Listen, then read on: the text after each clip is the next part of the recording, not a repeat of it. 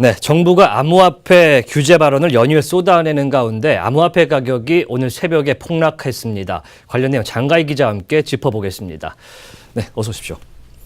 네, 장 기자, 암호화폐 가격 조금 전에 보니까 굉장히 많이 떨어졌군요. 맞습니다. 예. 오늘 오전 암호화폐 거래소에서 이 비트코인 가격을 확인했더니 1,100만 원까지 떨어진 것도 있었습니다. 1,100만 원이다. 네, 예. 좀 더 자세히 살펴보면 11시 10분경 빗썸에서 비트코인은 1,360만 원에서 1,390만 원을 왔다 갔다 했고요. 예. 그리고 이더리움도 25%가량 하락을 했고 리플도 1,469원, 32% 정도 떨어지면서 역대 최저치를 나타냈습니다. 예. 정부 대책 발표 전만 하더라도 2,500만 원을 넘어섰던 비트코인이었지만 최근 시장 자체가 얼어붙은 모습입니다. 김동연 경제부총리가 어제 오전 한 라디오 프로그램에서 이 암호화폐 거래소 폐쇄와 관련해 살아있는 옵션이다라고 언급한 점이 이 투자자들의 심리를 냉각시킨 것으로 보입니다. 김 부총리는 거래소 폐쇄로 인한 음성적인 거래 문제 그리고 해외 유출 등 반론도 만만치 않다면서 좀 더 깊숙이 들여다봐야 한다 이렇게 전했는데요. 조속한 시일 내에 빨리 대책을 마련할 것이라며 성급하게 쫓아가기보다는 큰 판을 보면서 하겠다고 덧붙였습니다. 정부 입장에 대해서는 규제 방안도 만들면서 이 블록체인에 대해선 기반 기술로서 이 4차 산업혁명이라든지 선도 산업으로 하려는 것을 따로 균형 잡히게 보겠다고 전했습니다. 그러면서 정부가 일관된 메시지를 주지 못한 점에서 송구하다 이렇게 전했습니다. 정부의 메시지는 규제는 하겠지만은 기술은 발전시키겠다 이런 것 같은데요.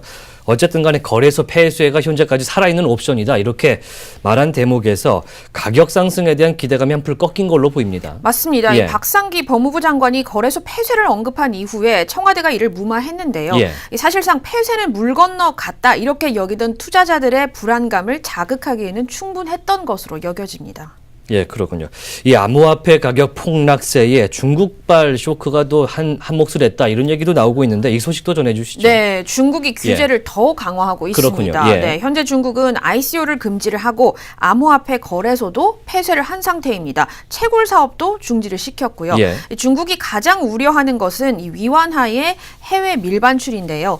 이 비트코인 때문에 자본 유출이 그동안 이루어져 왔습니다. 예. 2016년 비트코인 거래 90% 이상을 위안화가 맡을 정도였으니까요. 어쨌든 중국 정부는 은행들이 암호화폐 거래소와 이 관계를 끊도록 하는 조치를 취했는데요. 이 중국 거래소들은 개인 간 거래 방식, 즉 P2P 방식의 이 장외 거래소를 열어서 영업 방식을 계속 해왔습니다.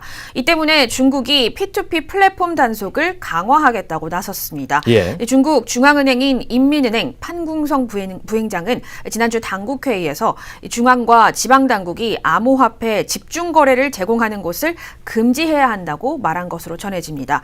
그는 중국인 이용자에게 암호화폐 집중 거래 서비스를 제공하는 국내외 웹사이트와 모바일 애플리케이션을 차단하고 암호화폐 결제 서비스를 제공하는 사이트를 제재해야 한다면서 지방 당국이 자금을 해외로 빼돌리는 이들을 돕는 업체도 조사해야 한다고 말했습니다. 그러면서 암호화폐 채굴 활동과 관련된 기업을 퇴출하는 등 가짜 금융 혁신을 지원해서는 안 된다 이렇게 강조했습니다. 네. 이 같은 중국발 쇼크에 비트코인 가격이 더 폭락하게 됐습니다. 네, 일단 암호화폐 가격은 이렇게 폭락세를 좀 보이고 있고 정부 방침이 뭐 부처마다 다른 상황에서 우리 투자자들 청와대로 몰려가서 이 인터넷 홈페이지에 국민청원을 엄청나게 올리고 있다면서요? 맞습니다. 예. 지난달 28일 청와대 국민청원 홈페이지에 예. 이 가상화폐 규제 반대, 정부는 국민에게 단 한 번이라도 행복한 꿈을 꾸게 해본 적이 있습니까? 라는 청원이 올라왔는데요. 현재 참여 인원이 21만 명을 넘어섰습니다. 청와대는 30일 안에 20만 명 이상이 동의할 경우 답변을 내놓는다는 원칙에 따라 다음 달 말까지 답변을 내놔야 합니다. 일단 정부가 이런 움직임, 갈짓자 행보를 좀 보이는 와중에 국회가 좀 침묵을 하는 경향이 있었는데 국회 정무위에서 이제 활동을 개시한다고요? 네, 정무위가 공개한 금융 관련 긴급 현안 보고 일정에 따르면 암호화폐 대책 마련 정무위 회의가 내일 오전 국회에서 열립니다. 여기에는 정무위원들을 포함해서 금융위원장, 금감원장, 국무조정실장이 참석을 하는데요. 이 암호화폐 대응 방안을 논의하게 됩니다. 예. 정부가 규제 방안을 만드는 동안 중소벤처기업부는 암호화폐 거래소에 400억 원이 넘는 금액을 또 투자한 것으로 알려졌는데요.